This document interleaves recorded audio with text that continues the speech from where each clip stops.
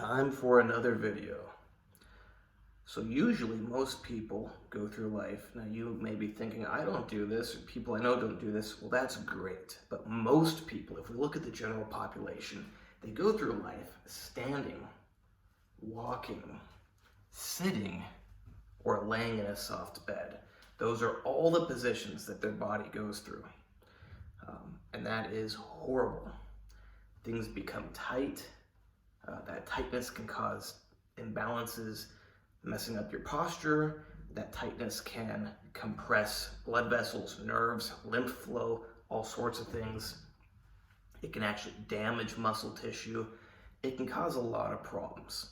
So for that reason, you want to make sure you stretch. Now that may sound obvious, but even me myself, I've got hard floor in my house. I don't stretch as much as I should. When I'm in a nice, softer, carpeted area, I love stretching. But when I have hard floor underneath me, I don't. So I myself have to find a solution to stretch more. Because we really need to stretch everything. Stretch your fingers, stretch your wrists, stretch your elbow joint, stretch your shoulder joint, stretch your neck, stretch your traps, stretch your lats.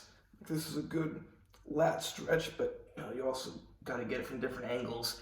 Stretch your abs, stretch your obliques, stretch everything, And you want to bring everything through all of the different motions it can go through. Like, when is the last time that you crawled on the floor? Now, I don't mean crawling like a baby on the floor like this. I mean crawling like this on the floor. You probably haven't done that in a long time, but it is great for you because you move your body in ways that you don't normally move it. You use muscles you don't normally use. You stretch in ways you don't normally stretch. Same thing if you're like on hands and feet and then you like go over, now you're doing a bridge. Now, not everyone can do that, but the point remains the same, that it is very healthy to just be on the floor and bring your body, bring your joints through all of their different motions they can go through. Even a lot of stretching people do, like the standard stretches I do are like swinging arms. I don't do this one so much anymore because my arms are already going like that so much when I'm sleeping on my side. Already normal life, we bring our arms forward so much. Still good to stretch out the shoulders like this though.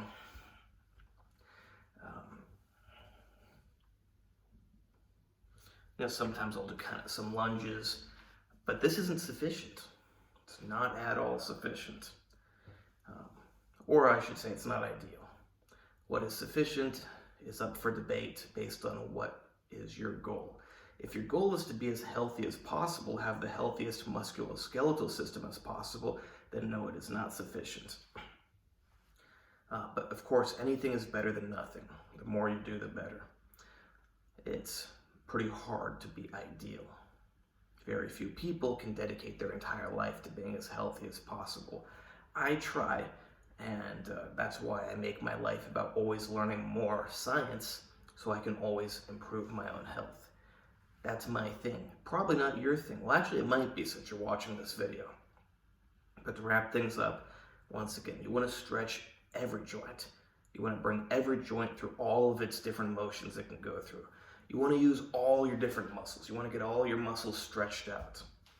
Don't go through life only walking, sitting, or laying down. Hope you like this video. Please like, subscribe, and comment.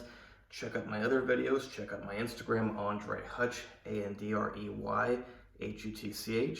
You can message me there to hire me for training, consultations, coaching, plans, whatever. Same thing with diet, same thing with supplements, same thing with special supplements, same thing with harm reduction. You can also hire me for medical information. It's not medical advice because I don't have a medical license yet. Still working on that. Got a new issue that popped up. I'm supposed to go to a war zone. I don't want to go to a war zone, so I gotta figure that out. Yeah. But medical information gives you pretty much everything that medical advice gives you. It just doesn't have that do this included in front of it. I just give you the information and you can decide whether you want to do it or not. I don't tell you do this. I don't say, I advise you do this. I just give you the information. Now, I can say, I would do this, but I can't advise you to do it. So yeah, medical information, great thing. And at a much greater price than people that give you medical advice, because those people typically want a lot of money, and their advice typically isn't that good. I don't like to bash people, but that's the truth, sadly. Now, I've been around a lot of these people. I've spent a lot of time in university around all these kind of people. I've spent a lot of time in hospitals. I've spent a lot of time in the hospital. I've been around the block. I know, sadly, that they don't typically have very good advice. Now, how can you know that I have good information? I don't know. I do. I know I do. I'm one of the people that actually learns more every single day. I didn't just go to school and memorize some pages in a textbook. Not to go off on a rant, but as I love to say, doctors are just actors. They're exactly the same. Now, a little bit different. And I've made other videos saying why it doesn't really matter that they've worked in a hospital or a clinic, because they only do what they were told to do, and they only see the outcome for that very small select set of options that they are told to do, versus using critical thinking and trying things that actually make sense. But yes, how is a doctor the same as an actor? Well, both are given a script, and both simply repeat the script they're given. A doctor, for example, is given a thick script of lines to memorize when they're in medical school. Then they go for an exam, and their grade on their exam correlates 100% to how well they memorize that script. Kind of like an actor. You're given a script, a screen, whatever you call it, and you go on set, and you have to go through the motions and say the words that you were given on that piece of paper. That's sadly exactly what 99 point, I don't know the exact percentage, of doctors do. And that's why I call them people who work as doctors. And again, sadly, most people only work as doctors because they want money. Now, that's not the case in all countries. Not all countries' doctors make good money. There are other reasons people work as doctors, including they just don't know what else to do.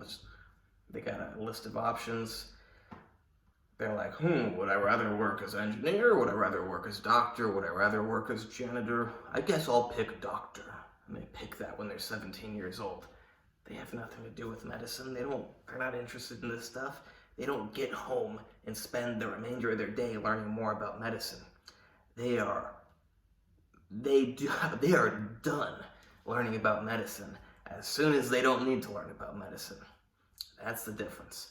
That's why you want medical information from me, because I'm somebody that for, how long has it been? I'm 26. Technically, I started learning medical stuff when I was 10, but I would say I really focused on it was more psychological stuff when I was 10. I got more into the biochemical pharmacology when I was 13. So that's 13 years of every single day spending most of my time learning about medicine. Yeah, that's a big difference compared to people that only study, aka memorize a script while they're in class. But I don't want to turn it into a rant. Hire me for medical information if you want good, honest, real medical information based on facts, based on experience, real experience, rather than just recital of something that somebody else wrote down.